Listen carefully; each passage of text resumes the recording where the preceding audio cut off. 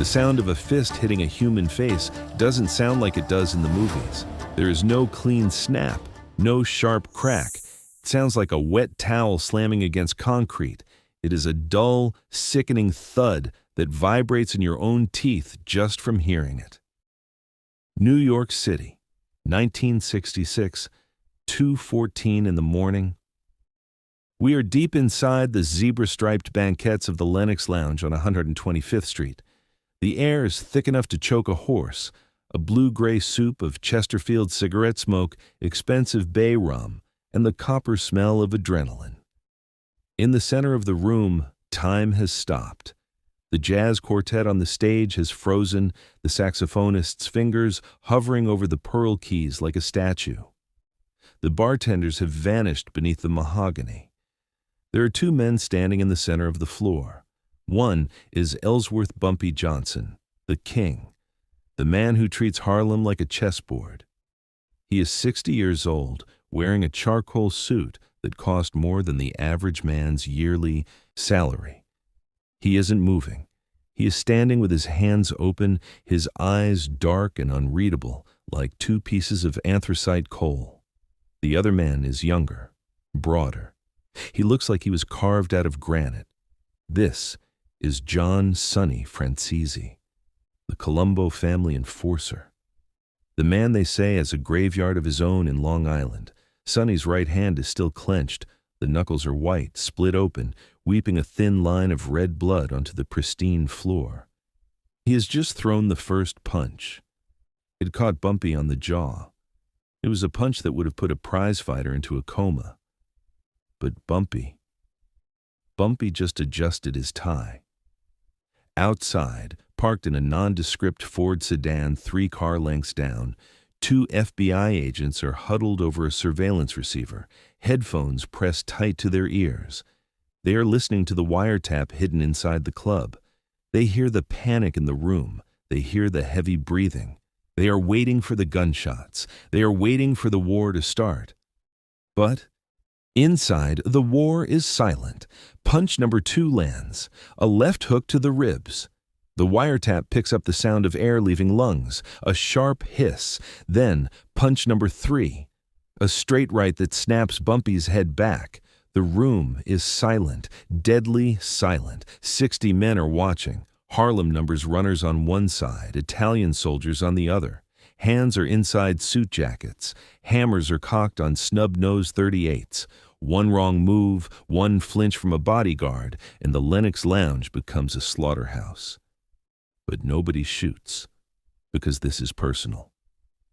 Sonny Franzese is shouting now, his voice tight and terrifyingly polite, telling the old man that it's over.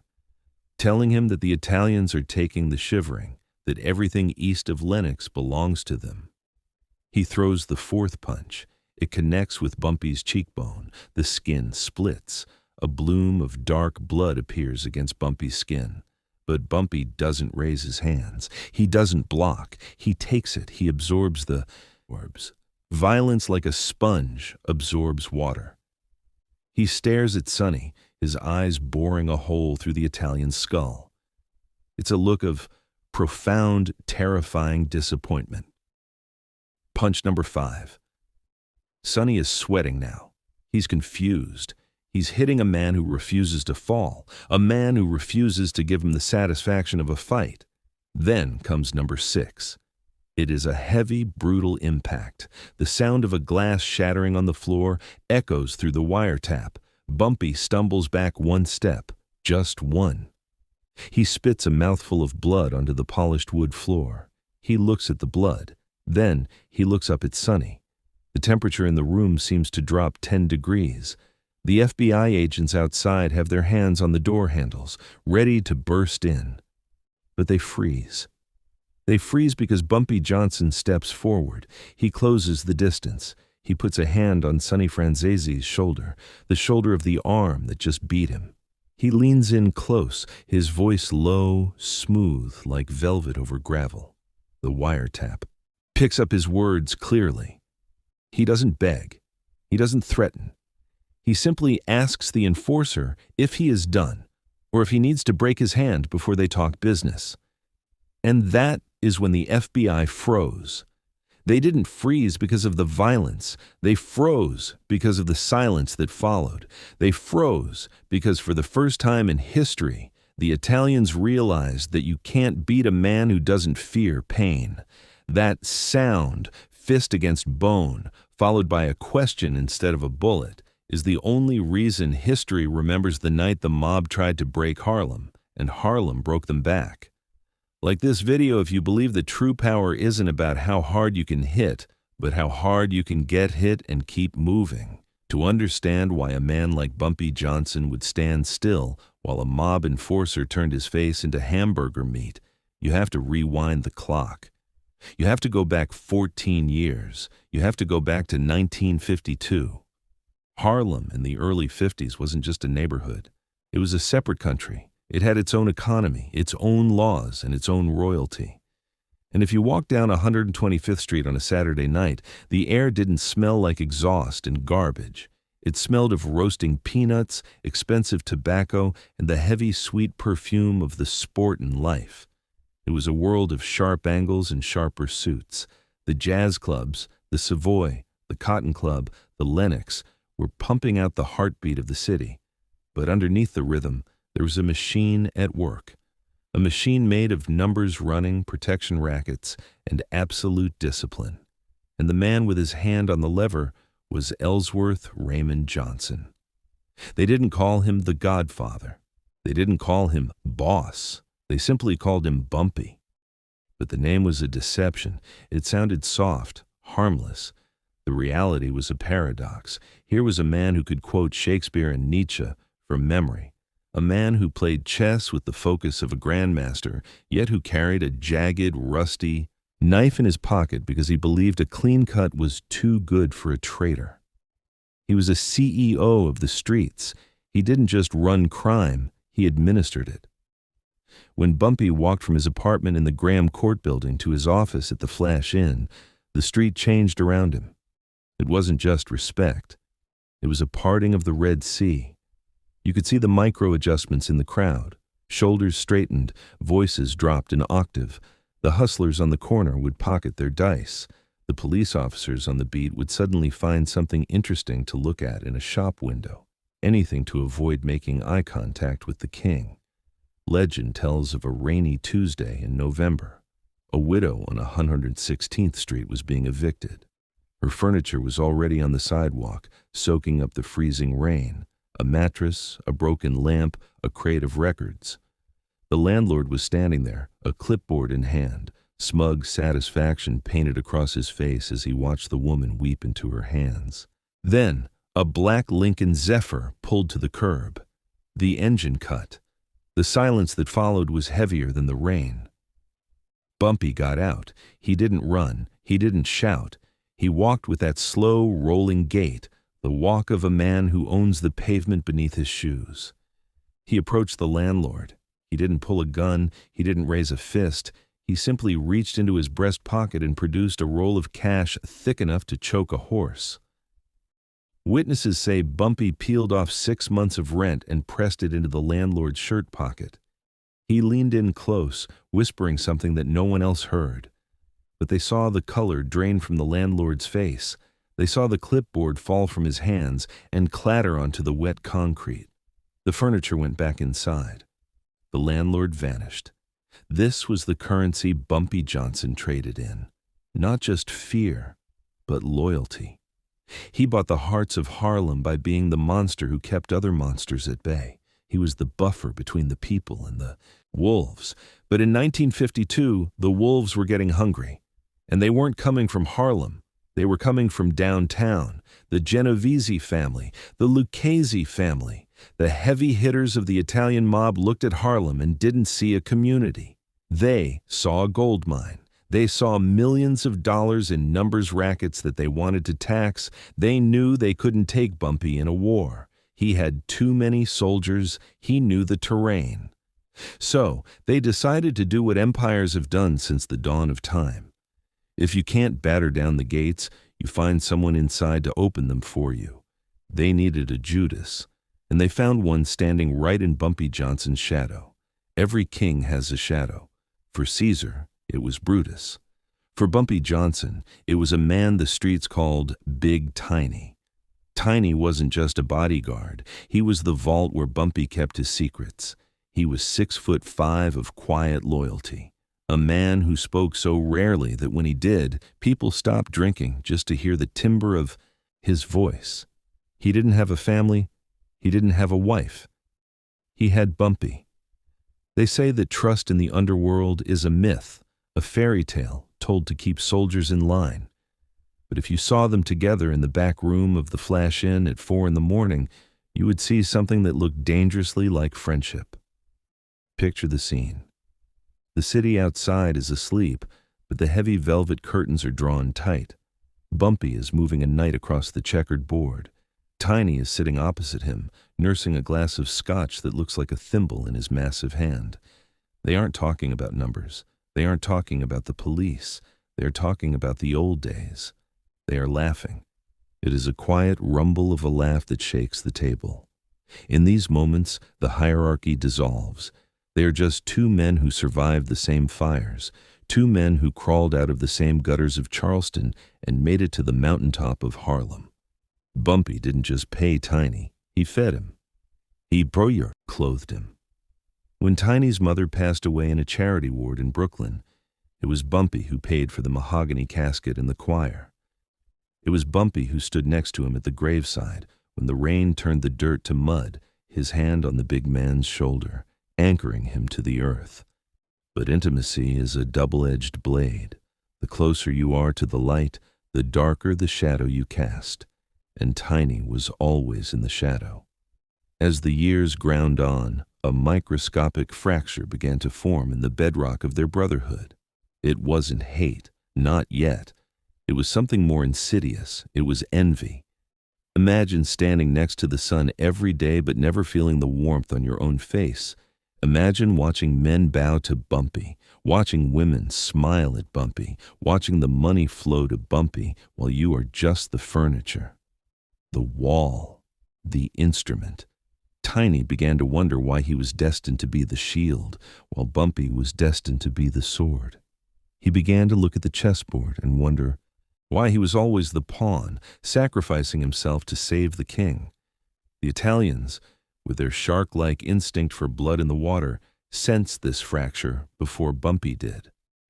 They didn't see a loyal soldier when they looked at Tiny. They saw a man who was starving for respect. They saw a door that was slightly ajar. And in the underworld, if you leave a door ajar, the devil doesn't knock. He just walks right in.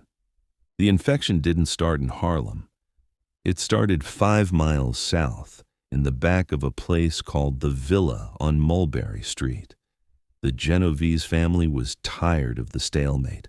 They were losing money every day that Bumpy Johnson held the line at 110th Street. They needed an edge, and they found it in the form of a whisper. The meeting wasn't high level at first. It was a chance encounter, a handshake, a drink bought for Tiny by a man in a silk suit who spoke with a smile that didn't reach his eyes. The pitch wasn't about betrayal, not initially. That's too crude. The Italians were masters of psychological erosion. They didn't ask Tiny to kill Bumpy. They simply asked him to imagine a world where he didn't have to stand in the back of the room. The capo leaned across the table, his voice a low hum under the clatter of silverware. He told Tiny that Bumpy didn't respect him. He told him that to Bumpy, Tiny was just a piece of equipment, like a car or a gun, useful until it broke and then replaced. He poured poison into Tiny's ear, drop by drop. "You're the muscle," they told him. "You're the reason Bumpy is alive. But does he treat you like a partner, or does he treat you like a servant?" Then came the money. $25,000. In 1966, you could buy a house, a car, and a new life with that stack. It sat there on the table, a physical manifestation of the respect Tiny felt he was owed. The condition was simple. They didn't want Tiny to pull the trigger. They knew he couldn't do it. They just wanted him to look the other way. They wanted a guarantee, a specific time, a specific place, A window of opportunity where the king would be exposed. The internal war inside Tiny must have been deafening. To take that money was to sign Bumpy's death warrant. But the resentment had hardened into something brittle and sharp. He convinced himself it was business. He convinced himself that Bumpy had had his run. He closed his hand over the briefcase. The latch clicked shut. In that moment, the bond was severed. The brother was dead. The Judas was born. And the clock started ticking toward that night at the Lenox Lounge. Animals know when an earthquake is coming. They go quiet. Birds stop singing. Dogs hide under porches. Bumpy Johnson was an apex predator, and he had that same primal instinct. In the days leading up to the betrayal, the atmosphere in Harlem shifted. It wasn't something you could see, but you could feel it on the back of your neck. The streets felt tighter. The laughter in the clubs felt forced. The whispers stopped abruptly when Bumpy entered a room. He knew the wind had changed. He just didn't know which direction the storm was coming from. He began to test the perimeter. He stopped sleeping in his own bed. He changed his route to the Flash Inn 3 times a day. He watched the eyes of the men who lit his cigars, looking for a tremor, a hesitation, a look of guilt. 2 days before the trap sprung, Bumpy gave Tiny one last chance to save his soul. They were driving down 7th Avenue in the pouring rain. The wipers were slapping a hypnotic rhythm against the glass. Bumpy sat in the passenger seat, a breach of protocol, but he wanted to be close. He wanted to see Tiny's hands on the wheel. The narrator describes the moment Bumpy spoke. He didn't ask about the Italians. He didn't ask about the money. He simply asked Tiny if he was tired. He told him that the life was heavy, that it eats men whole, and that if Tiny ever wanted to walk away, to go to California, to open a little bar by the ocean, Bumpy would stake him. He would set him free. It was an olive branch. It was a father offering a son a lifeboat. Tiny's knuckles turned white on the steering wheel. For a second, the silence stretched out, filled only by the hum of the engine and the rain. Tiny could have ended it there. He could have confessed. He could have driven to the police station or to the river, but the poison had already done its work. Tiny cleared his throat and lied. He told Bumpy he was fine. He said he was with him until the end of the line. Bumpy looked at him for a long time. Then he turned back to the window and watched the city blur by. He knew then that the end of the line was closer than anyone thought. Betrayal never comes from your enemies. It always comes from the hand you shake, the person who knows where you sleep. What time is it where you are watching this? Let me know in the comments if you've ever sensed a knife in your back before it struck. The night of the betrayal was a Tuesday, a slow night, the kind of night where the city feels like it's holding its breath. Bumpy and Tiny arrived at the Lenox Lounge at 11 p.m. The club was a cathedral of Art Deco design, chrome railings, mahogany walls, and zebra skin banquettes. It smelled of stale beer, expensive perfume, and the wet wool of damp overcoats. They took their usual booth in the back, the one with the clear view of the front door. Bumpy ordered a coffee. Tiny ordered a scotch. For an hour, everything was normal. The jukebox was playing Dinah Washington. The ice clinked in the glasses. But then, the signal came. It wasn't a flare or a shout. It was a vacuum. One by one, the other patrons began to settle their tabs. The regulars, the ones who'd been drinking there for 20 years, suddenly remembered they had to be somewhere else. The bartender wiped down the counter and disappeared into the kitchen. The music faded out, and nobody put another dime in the machine. The silence that rushed in, to fill the room, was deafening. It was the sound of a tomb being sealed. Bumpy Johnson realized too late that the danger wasn't walking through the front door. It was sitting across from him. He looked at Tiny. The big man wasn't drinking his scotch. He was staring at the table, sweat beading on his upper lip despite the cool air. His hand was slowly moving under his jacket towards the shoulder holster that Bumpy had bought him for Christmas 3 years ago. Bumpy didn't reach for his own gun. He knew he was too old, too slow to beat a man who already had his hand on the grip. He just sat there, his coffee cup halfway to his mouth, and waited. Tiny made his move. The motion was blurry, fueled by adrenaline and shame. He drew the .38 special. He leveled it at the man who had been his father, his brother, and his king. The look in Tiny's eyes wasn't triumph. It was terror. It was the look of a man falling off a cliff. He squeezed his eyes shut, unable to look the king in the face as he prepared to commit regicide. The barrel was 3 feet from Bumpy's face. The black hole of the muzzle looked like the entrance to hell. And then, Tiny pulled the trigger. The distance between life and death is measured in milliseconds. It is the time it takes for a firing pin to strike a primer. In that booth at the Lenox Lounge, the hammer fell. It struck the bullet. But physics is a fickle mistress. Maybe it was a cheap round sold by a desperate hustler. Maybe it was a speck of dust no bigger than a grain of sand lodged in the firing mechanism. Or maybe, as the old folks in Harlem would say later, the ancestors simply reached out and caught the bullet. There was no explosion. There was no fire. There was only a sound, a sharp mechanical click. That sound was louder than any gunshot. It was the sound of fate intervening. Tiny froze. For a heartbeat, his brain couldn't process the failure. He pulled the trigger again. Click, and again, click. Panic set in. A primal, animalistic terror. He was holding a useless piece of metal, standing in front of a man who had survived prison riots, gang wars, and the NYPD. The predator had just become the prey. Bumpy didn't flinch. He didn't dive for cover. He didn't even spill his coffee. He just sat there, watching Tiny struggle with the weapon. His expression didn't change. It was a mask of stone. He looked at Tiny not with anger, but with a terrifying, crushing pity. If a gun was in your face and it jammed, would you kill the man holding it? Or would you let him live with the shame? Type kill or mercy in the comments right now. The gun hit the table. Tiny collapsed back into the booth, his hands shaking so violently he couldn't hide them. He began to weep.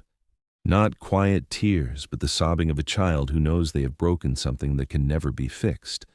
The silence that followed was heavy enough to crush a man's lungs. Bumpy Johnson stood up.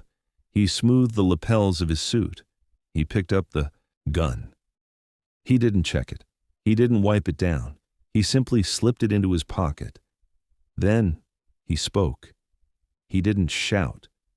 He didn't curse. The narrator tells us that Bumpy's voice was barely a whisper, yet it carried to the back of the room. He told Tiny that death would have been too easy. He told him that a bullet is a mercy and Tiny didn't deserve mercy. Bumpy delivered the sentence. He told Tiny to leave, not just the bar, not just the street. He told him to leave Harlem.